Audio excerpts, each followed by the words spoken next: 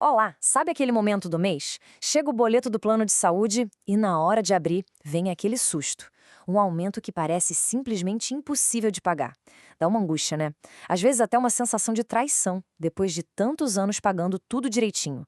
Se essa história parece familiar, saiba que ela pode ser ilegal. E o mais importante, existe um caminho para reverter isso.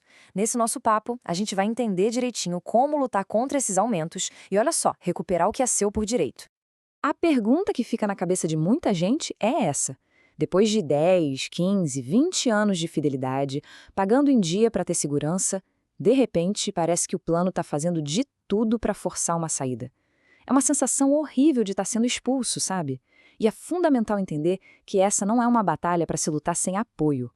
E a solução para essa situação toda tem um nome bem forte: a dupla vitória.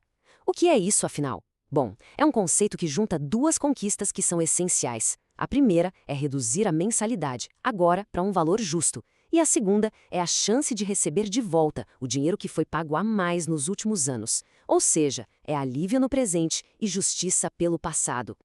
Vamos começar por essa experiência que, infelizmente, é super comum. Aquele choque na hora de ver o novo valor da mensalidade. Aquele número que, de repente, desequilibra todo o orçamento e cria uma preocupação enorme. É daí que a gente parte para entender como e por que isso acontece.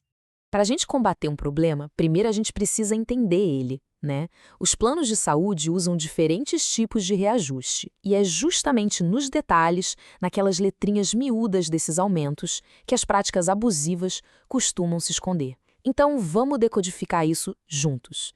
Agora, vamos falar de uma palavra que assombra quem tem plano coletivo: sinistralidade. Essa é a desculpa número 1 para aumentos gigantescos. Na teoria, é só um cálculo entre o que o grupo todo pagou e o que o grupo todo usou de serviço. Mas na prática, é o que a gente chama de caixa preta. As operadoras simplesmente jogam um índice lá no alto e, olha, raramente mostram as contas que justificam aquilo. E essa falta de transparência já é o primeiro grande sinal de abuso. Então, como é que a gente identifica o abuso na prática? Cada tipo de reajuste tem um ponto fraco, digamos assim. Para planos individuais, é mais fácil. Qualquer valor acima do teto que a ANS define já é um sinal vermelho. No reajuste por faixa etária, a armadilha costuma aparecer lá perto dos 59 anos, com um aumento gigante e desproporcional, o que a Justiça considera discriminatório. E nos planos coletivos, o abuso se esconde na tal da sinistralidade, com aumentos bem acima da inflação e sem nenhuma justificativa clara. Certo. Agora que o problema está mais claro, vamos falar de poder. Existem direitos muito importantes que um monte de gente desconhece. Direitos que, sinceramente, mudam completamente o jogo na hora de buscar a devolução do que foi pago sem dever. E aqui está uma das dúvidas mais importantes, onde muita gente se confunde e acaba perdendo dinheiro. Por quanto tempo dá para pedir de volta os valores que foram pagos a mais? Será que são só 3 anos, como alguns dizem por aí? Ou esse prazo é maior? A resposta correta e que muda tudo é 10 anos. Sim, 10. Isso é gigantesco. A razão é bem simples. A relação com o plano de saúde é um contrato, e o Superior Tribunal de Justiça, o STJ, já definiu que para quebras de contrato, como uma cobrança abusiva, o prazo é de 1 década. Pensa só, isso pode significar a recuperação de uma grana bem alta. E além do prazo, tem a questão do valor. A devolução pode ser simples, que é quando se recebe de volta exatamente o que foi pago a mais, ou ela pode ser em dobro. Antigamente, para conseguir a devolução em dobro, era um parto. Tinha que provar a má-fé da operadora, ou seja, provar que ela teve a intenção de enganar, o que era quase impossível. Mas aí é que vem a virada de chave. Uma decisão super importante do STJ modernizou a lei. Agora, não precisa mais provar a intenção da empresa. Se a operadora aplicou um reajuste sem ser transparente, quebrando a confiança do contrato, essa atitude por si só já pode justificar um pedido de devolução em dobro. Isso muda tudo. Ok, já entendemos os direitos, mas qual é o caminho prático para chegar nessa tal dupla vitória?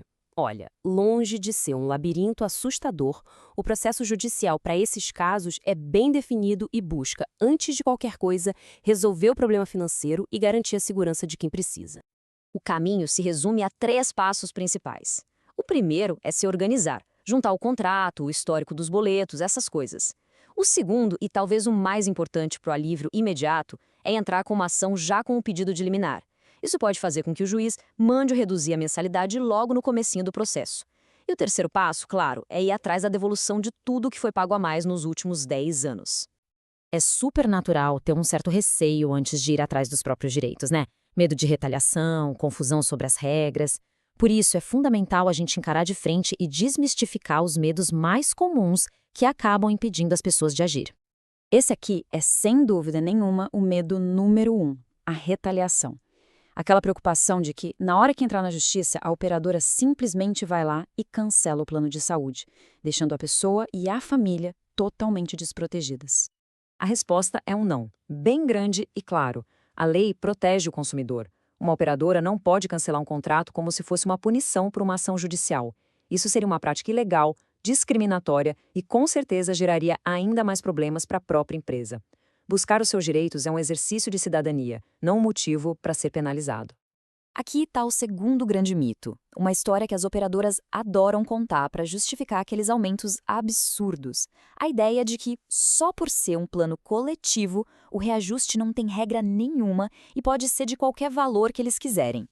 A palavra-chave aqui é abusivo. Livre não é um cheque em branco para cometer abuso. Todos os planos, sem exceção, inclusive os coletivos, estão debaixo do guarda-chuva do Código de Defesa do Consumidor, e ele proíbe aumentos excessivos e exige transparência. Quando a operadora não justifica, a justiça geralmente usa os índices da ANS como um parâmetro do que seria justo. E para fechar, uma dúvida perigosa que pode levar à perda do plano.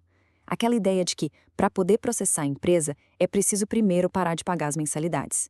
Gente, isso é um erro muito grave. Na verdade, é o exato oposto.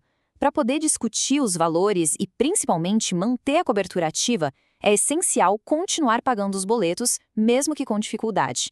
A ação judicial existe exatamente para isso, para pedir a um juiz que reduza o valor para o patamar correto, enquanto a proteção do plano continua valendo. E no fim das contas, a luta contra um aumento abusivo vai muito além da questão financeira. É claro que o dinheiro é importante, mas o que está em jogo é algo muito maior. É sobre recuperar a dignidade, a segurança e, acima de tudo, a paz de espírito de saber que a saúde está protegida por um preço que é justo. E isso nos leva à reflexão final. A lei oferece ferramentas poderosas: o prazo de 10 anos, a chance da devolução em dobro, a proteção contra a retaliação. Diante de tudo isso, a pergunta que fica é: o que vale a segurança de poder contar com um plano de saúde sem que isso signifique abrir mão de outras coisas básicas? É uma questão de direito, mas também é uma questão de tranquilidade.